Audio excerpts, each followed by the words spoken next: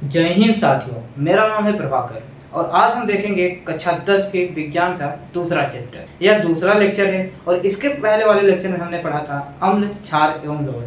तो आज पढ़ने वाले हैं हम अम्लों के सामान्य रासायनिक गुणधर्म, जिसमें पहला हेडिंग है सक्रिय धातुओं के साथ अभिक्रिया। ठीक है, इसकी इंग्लिश होगी यहाँ, ये रिएक्शन है, रिएक्शन विद एक्टिव मेटल्स। तो आप ऐसे समझ लीजिए सक्रिय धातुओं के साथ अम्ल कैसे अभिक्रिया करेगा। तो भैया आपके घर का जो गेट होगा लोहे का है, उस पर जब अम्लीय वर्षा होती है तो वह क्या करती है, अपक्रिया करती है। वह सक्रिय धातु है लोहा, और उसके साथ अम्लीय वर्षा अपक्रिया करके उसे धीरे धीरे जंग, मतलब कि जंग लग जाता है लोहे पे, तो उसे उसके साथ अपक्रिया करके धीरे धीरे जंग लगा देती है। तो यही है। चलिए आइए इसको हम पहले लिख लेते हैं, फिर हम इसको एग्जाम्पल के द्वारा, मतलब कि जब लिखेंगे इसका रिएक्शन तब आपको समझ में आ जाएगा। तो चलिए आइए लिख लेते हैं हम इसका, क्या लिखेंगे, परिभाषा। जब हम अम्ल को, आप हमारे साथ लिखते चलिएगा, जब हम अम्ल को सक्रिय धातु के साथ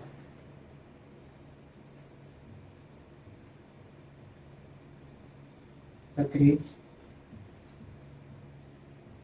धातु के साथ अपक्रिया कराते हैं,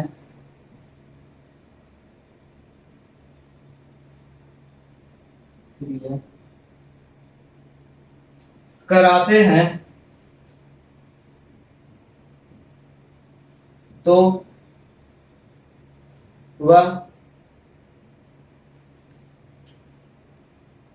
वह क्या करता है, हमने आपको क्या बताया, वह पहले की जंग लग जाता है। तो जंग कौन सी मतलब क्रिया होगी, वह लवण प्लस हाइड्रोजन गैस बनाता है। तो वह अम्ल में से क्या, जैसा कि आप जानते हैं अम्ल में हाइड्रोजन प्लस आयन होता है। अम्ल में से क्या करता है, हाइड्रोजन को, यहाँ पर ऐसे आप, अम्ल में से हाइड्रोजन को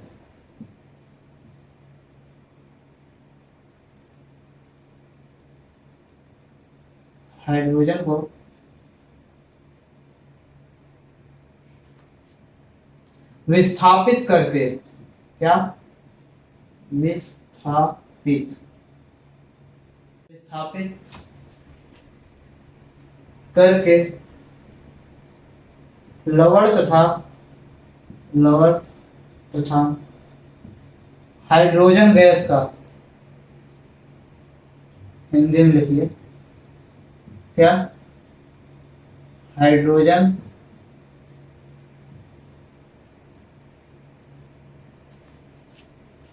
गैस का निर्माण करते हैं, गैस का निर्माण क्या करते हैं। तो यहाँ पर एक आप फार्मूला की तरह ऐसे इसको यूज कर सकते हैं। जैसे क्या लिखेंगे, अम्ल लिख लीजिए, यहाँ पर आप धातु लिख लीजिए। इसने क्या बनाया, अपक्रिया करके लवण और यहाँ पर हाइड्रोजन गैस बनी, उड़ जाती है। ठीक है, अब जैसे मैंने आपको एग्जांपल दिया था किसका, गेट का, लोहे के गेट का, तो उसको आप समझ लीजिए।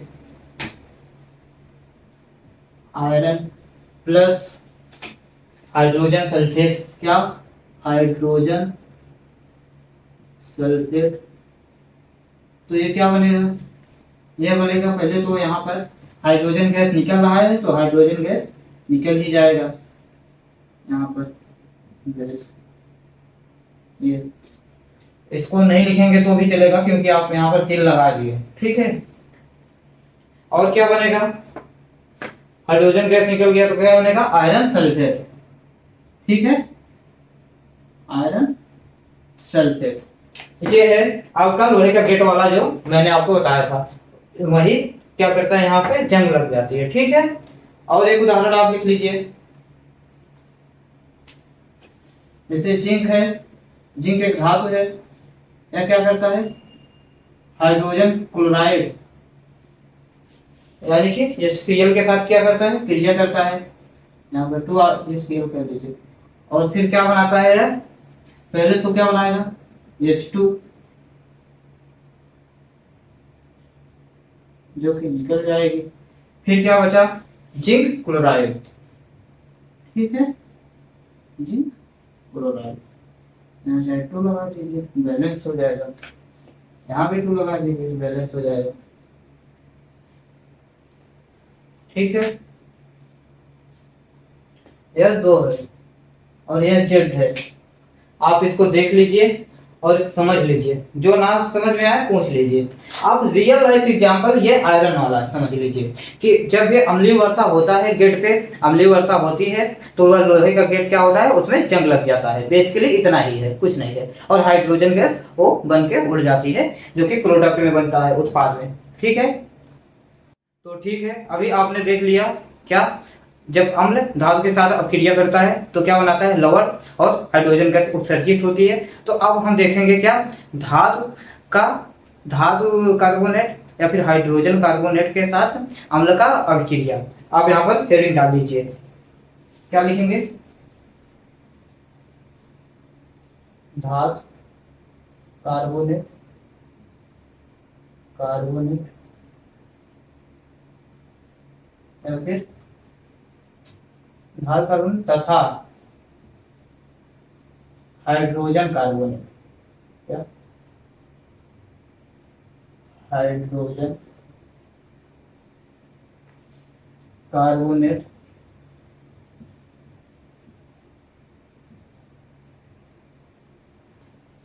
के साथ अभिक्रिया। किसकी अभिक्रिया, यहाँ पर अम्ल लिखा है ना, अम्लों के सामान्य रासायनिक गुणधर्म में हम पढ़ रहे हैं, ठीक है। हम यहाँ अम्लों के सामान्य रासायनिक गुणधर्म में पढ़ रहे हैं, तो यहाँ क्या पढ़ेंगे, धातु कार्बोनेट तथा हाइड्रोजन कार्बोनेट के साथ। यहाँ अम्ल की अभिक्रिया लिखना जरूरी नहीं है, आप क्रिया लिख दे रहे हैं, आप समझ जाइएगा कि अम्ल की अभिक्रिया है, ठीक है, अभिक्रिया।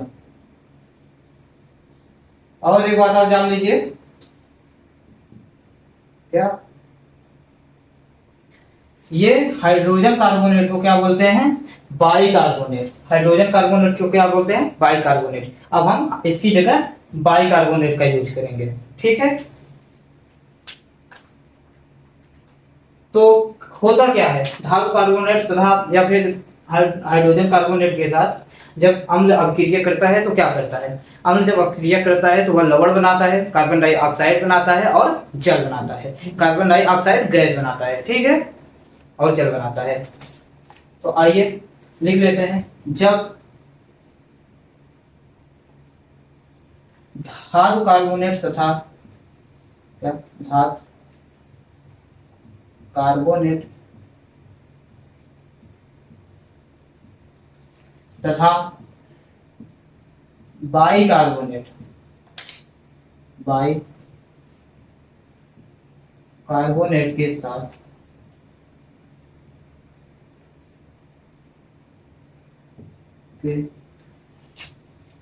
साथ अम्ल का या फिर अम्ल की अभिक्रिया कराते हैं,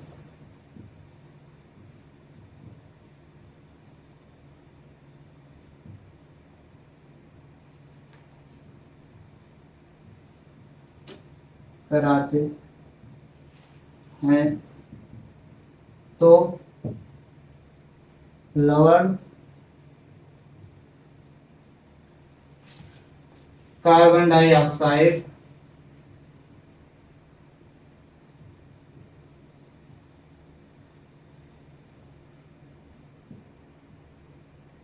ऑक्साइड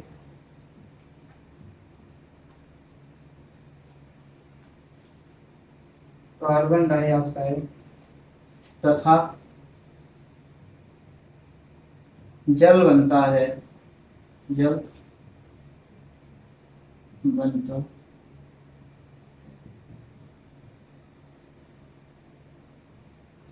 आप इसका रियल लाइफ एग्जांपल जान लीजिए।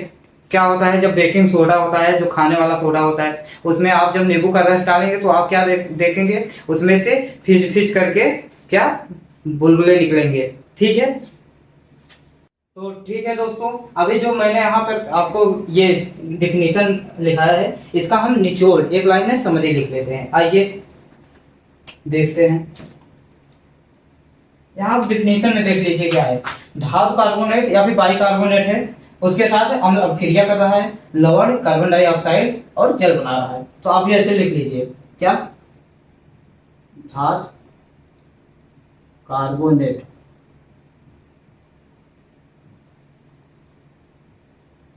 या फिर Y carbonate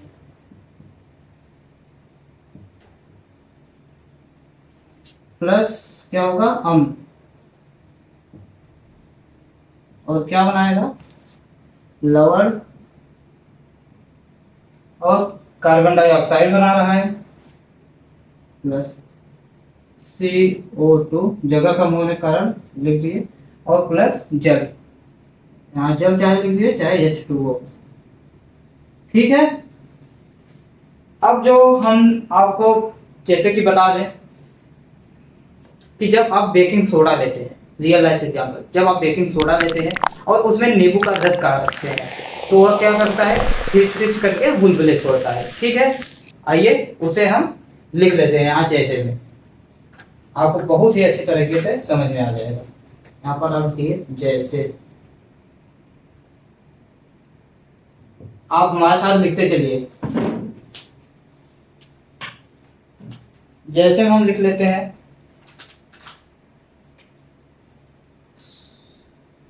sodium hydrogen carbonate, और क्या, C6H8O7, यह अम्ल है। क्या बनाएगा, पहले तो लवण बनाएगा। लवण से पहले आप ऐसे लिख लीजिए यहाँ पर जो कि बना हुआ है, कार्बन डाइऑक्साइड प्लस H2O। अब यहाँ लवण को लिख लीजिए। लवण क्या क्या है, सोडियम है, तो सोडियम को लिख लीजिए पहले। सोडियम, सोडियम कितना बनाएगा, कितना, सोडियम 3, उसके बाद C6H5 और O7।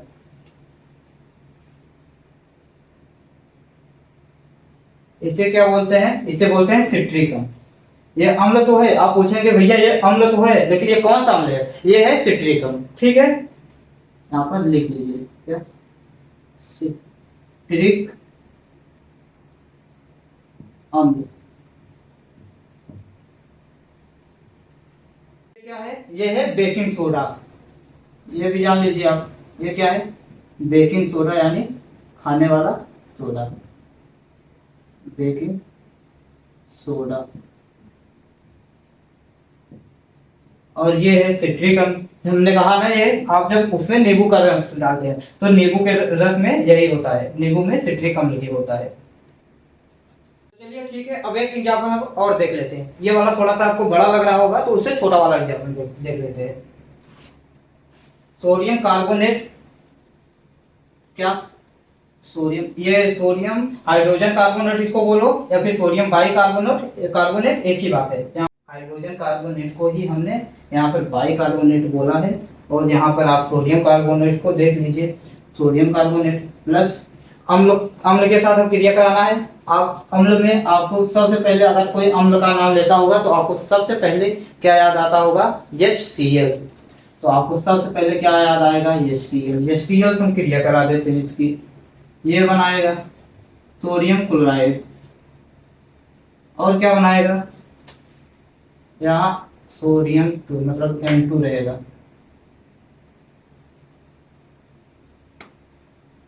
Na2CO3 sodium carbonate plus 2HCl क्या बनाता है, sodium chloride plus carbon dioxide plus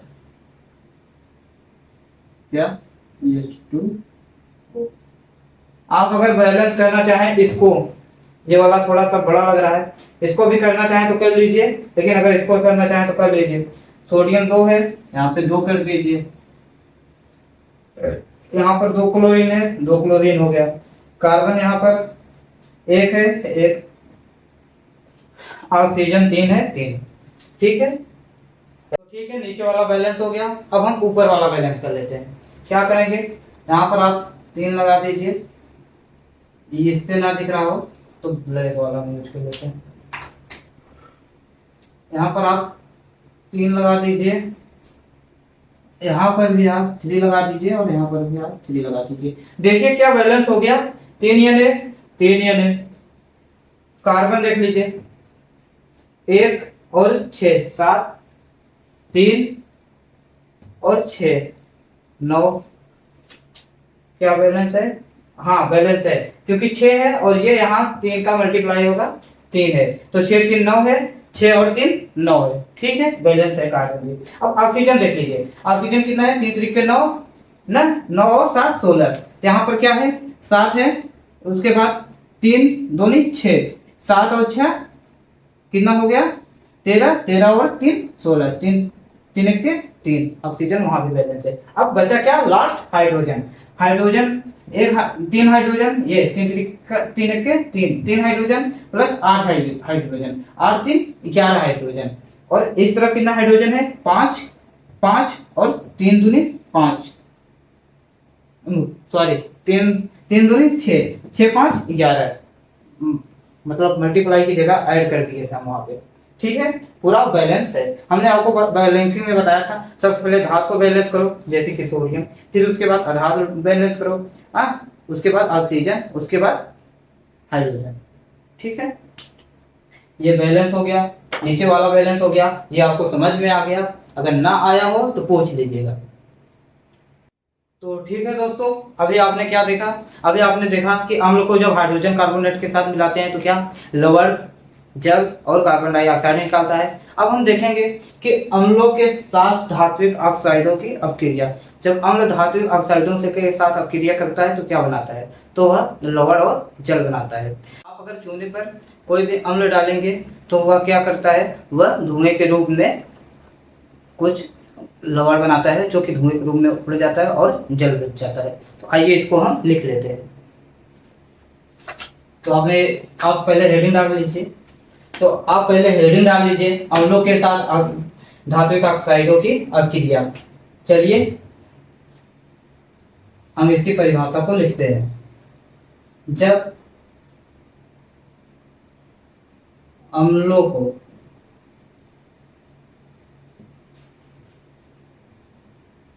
धात्विक ऑक्साइड के साथ, क्या धात्विक ऑक्साइड के साथ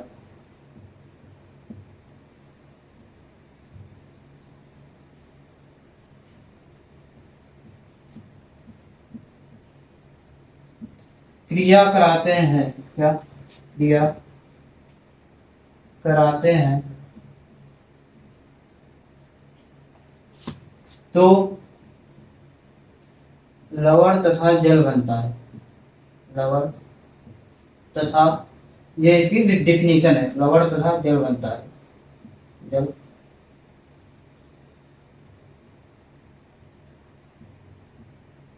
बनता है। ठीक है, अब ये जो लिखाए हैं इसका समरी लिख लीजिए ऐसे करके। क्या, धात्विक ऑक्साइड, धात्विक ऑक्साइड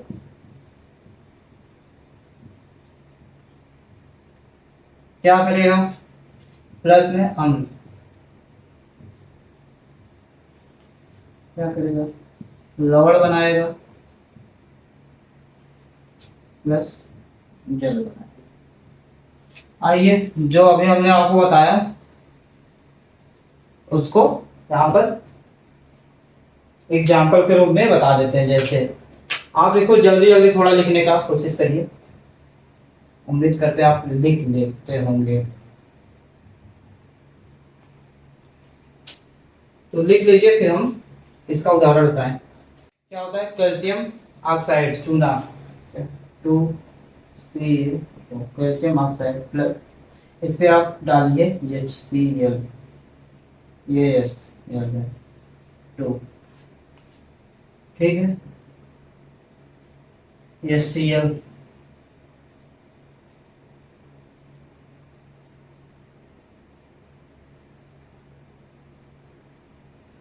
टू HCl क्या बनाएगा? पहले तो बनाएगा जल यानी H2O, उसके बाद क्या बनाएगा? कैल्शियम बचा और क्लोराइड बचा। अगर H2 मिलके जल बना दिया तो क्या बना? क्या बचा? Calcium chloride.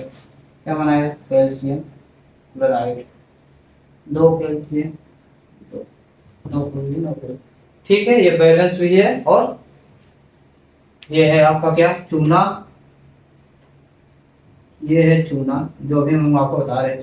और ये है अम्ल, आप अच्छी तरह जानते हैं हाइड्रोक्लोरिक अम्ल HCl होता है, ये अम्ल है। ये क्या बनाया? कैल्शियम क्लोराइड बनाया, जो कि धुएं के रूप में उड़ जाएगा, ठीक है, जो हम आपको बता रहे थे कि अगर चूने पे आप अम्ल डालेंगे तो वह धुएं के रूप में उड़ जाएगा और ये जल बन गया। ये है आपका धात्विक ऑक्साइड, ऑक्सीजन जुड़ा है, ये धातु है, ये ऑक्सीजन जुड़ा है, तो क्या कहलाएगा? धात्विक ऑक्साइड। धातु ऑक्सीजन के साथ जुड़ा है, धात्विक ऑक्साइड। और ये आपका जो है अम्ल है, लवण बना, जल बना। क्लियर? सिंपल है, एकदम क्लियर हो गया है। तो ठीक है साथियों, अभी हमने देखा अम्लों का सामान्य रासायनिक गुणधर्म। अब हम देखते हैं क्षारकों का सामान्य रासायनिक गुणधर्म। क्षारकों के सामान्य रासायनिक गुणधर्म में जो सबसे पहले हम देखेंगे वो देखेंगे क्षारक का धातु के साथ अपक्रिया। क्षारक का धातु के साथ अपक्रिया कराते हैं तो क्या होता है? क्या होता है जब आप क्षारक को धातु के साथ अपक्रिया कराते हैं? क्षारक को धातु के साथ अपक्रिया कराने पर आपको लवण और हाइड्रोजन गैस प्राप्त होता है।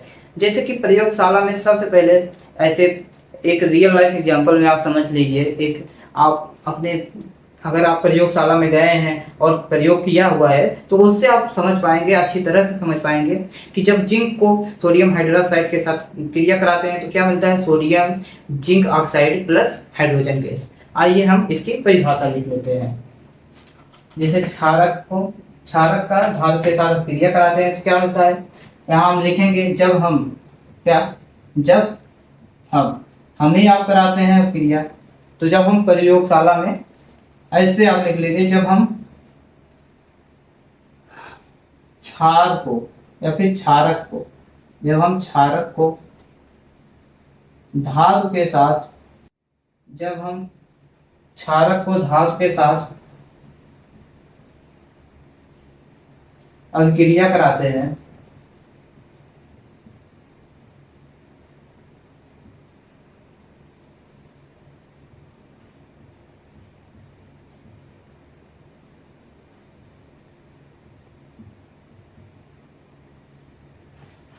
तो लवण तथा हाइड्रोजन गैस प्राप्त होता है। हाइड्रोजन, अगली बार से आप पूरा हाइड्रोजन गैस नहीं लिखेंगे, ठीक है, सिर्फ H2 गैस लिख देंगे। हाइड्रोजन गैस प्राप्त होता है, प्राप्त होता। इसका हम समरी लिख लेते हैं, जो इतना लिखे हैं इसको एक बार में लिख लेते हैं। कैसे? ऐसे कर लीजिए। क्या है? क्षारक को धातु के साथ क्रिया, तो यहाँ पहले लिख लीजिए क्या? क्षारक, फिर प्लस में कर लीजिए क्या? धातु, फिर यहाँ पर क्या आ जाएगा? लवण तथा हाइड्रोजन गैस प्राप्त होता है। तो यहाँ क्या? लवण प्लस क्या? हाइड्रोजन गैस प्राप्त होता है, ये चीज है, ठीक है। तो ठीक है दोस्तों, अभी हमने देखा क्या? क्षारक का धातु के साथ अपक्रिया। अब हम देखते हैं क्षारक का अम्ल के साथ अपक्रिया। ये अपक्रिया हमने पहले भी पढ़ चुका है। क्षारक जब अम्ल के साथ अपक्रिया करता है तो लवण तथा जल बनाता है और इसे हम उदासीनीकरण अपक्रिया भी कहते हैं, क्योंकि यह क्या करता है, क्षारक और अम्ल जब मिलते हैं तो ये एक दूसरे के प्रभाव को खत्म कर देते हैं तथा लवण तथा जल बनाते हैं। जब कभी आपके हाथ में मिर्च लगने लगती है, मिर्च, हरी मिर्च तो आपके हाथ में वैसे जल्दी लगती नहीं है, आपके हाथ में सूखी हुई मिर्च लगती है, उसमें क्या होता है, एस्कॉर्बिक अम्ल होता है। इस हरी मिर्च और सूखी हुई मिर्च दोनों में, लेकिन सूखी हुई मिर्च में ज्यादा होता है क्या, एस्कॉर्बिक अम्ल। एस्कॉर्बिक अम्ल के कारण आपका हाथ जलने लगता है, तब आप साबुन से धोते हैं और आपको थोड़ा सा आराम महसूस होता है। क्यों होता है, क्योंकि वह साबुन क्षार होता है और वह एस्कॉर्बिक अम्ल का यानी मिर्च का उसमें जो अम्ल होता है उसका प्रभाव थोड़ा सा कम कर देता है। आइए हम इसको लिख लेते हैं, ठीक है, यहीं से आप लिखना शुरू करिए। जब क्षारक तथा अम्ल का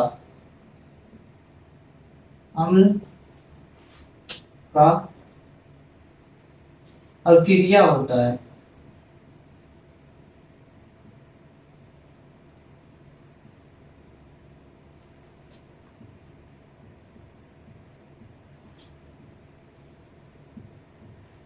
तो लवण तथा जल बनता है, लवण तथा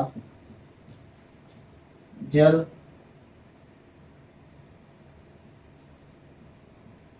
बनता है। इसे क्या कहते हैं, इसे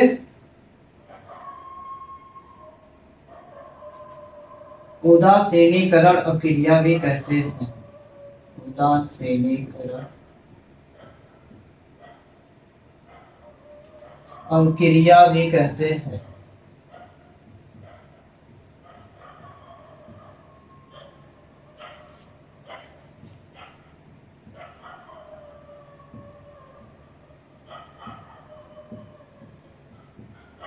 करते हैं।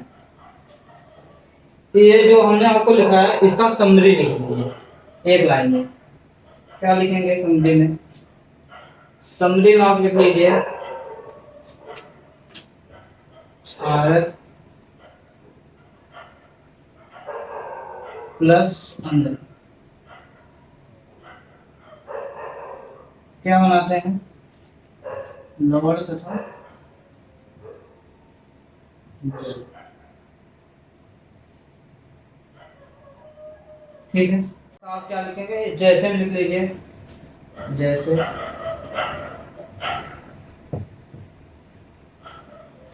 जैसे आप लिख लीजिए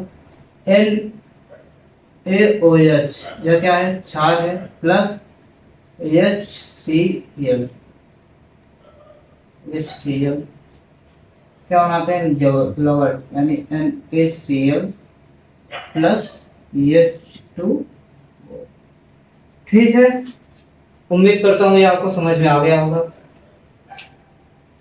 तो ठीक है दोस्तों, अब हम लिखते हैं क्षार का अर्धधात्विक ऑक्साइड के साथ अपक्रिया।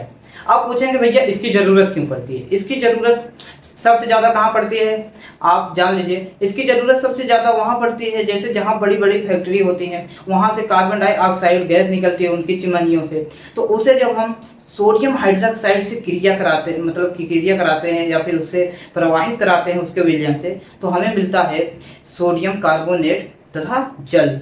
नहीं समझ में आया, इसकी परिभाषा यहाँ पर लिखी हुई है, आइए देख लीजिए क्या है। क्षारकों का अधात्विक ऑक्साइड के साथ क्रिया क्या बनाता है, जब क्षारक को अधात्विक ऑक्साइड से, यहाँ पर लिख लीजिए, से क्रिया कराते हैं तो लवण तथा जल बनता है। ठीक है, अभी जो मैंने आपको फैक्ट्री वाला एग्जांपल दिया, अगर नहीं समझ में आया तो उसे जैसे के रूप में पहले देख लीजिए। उससे पहले आप देखेंगे एक लाइन में समरी, ये जो जैसे कि क्षारक, आप यहाँ लिख लीजिए क्षारक प्लस अधात्विक ऑक्साइड, अधात्विक ऑक्साइड।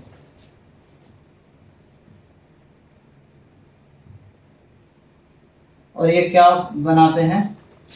लवण तथा जल, लवण प्लस जल।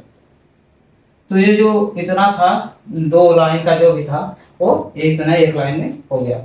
अब जो मैंने आपको फैक्ट्री वाला एग्जांपल दिया वो यहाँ पर देख लीजिए। जैसे में